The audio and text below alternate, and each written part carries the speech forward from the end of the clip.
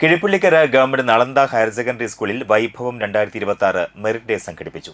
Geetha Gopi MLA ഉദ്ഘാടനം ചെയ്തു. 2011 MLA വന്ന സന്ദർഭത്തിൽ ഈ റൈറ്റ് സൈഡിലുള്ള കെട്ടിടം 50 ലക്ഷം MLA ഫണ്ടിൽ നിന്ന് നിർമ്മിച്ചതാണ്. അന്ന് ഓടൊക്കെ കെട്ടി പൊളിഞ്ഞു കിടക്കുന്ന ഒരു കെട്ടിടമായിരുന്നു. പക്ഷെ നമുക്കതിന്റെ നേരായ വഴിയിലൂടെ പോകാൻ നമുക്ക് സാധിച്ചെന്നുണ്ട്. അതാണ് ഇവിടുത്തെ PTA ശക്തമായ ഇടപെടലുകൾ.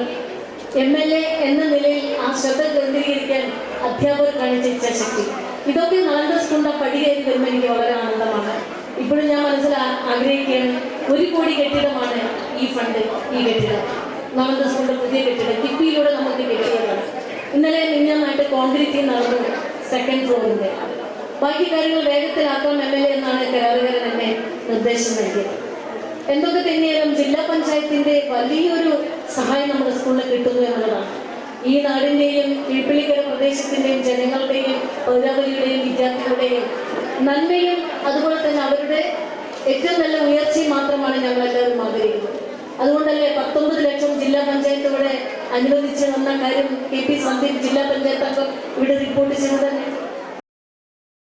ജില്ലാ പഞ്ചായത്ത് അംഗം KP സന്ദീപ് അധ്യക്ഷത വഹിച്ചു. ഉന്നത വിജയം കൈവരിച്ച വിദ്യാർത്ഥികളെ ചടങ്ങിൽ അനുമോദിച്ചു. Indian super league Odisha FC ടീമിലേക്ക് സെലക്ഷൻ നേടിയ അർജുൻ മോഹനെ ചടങ്ങിൽ ആദരിച്ചു.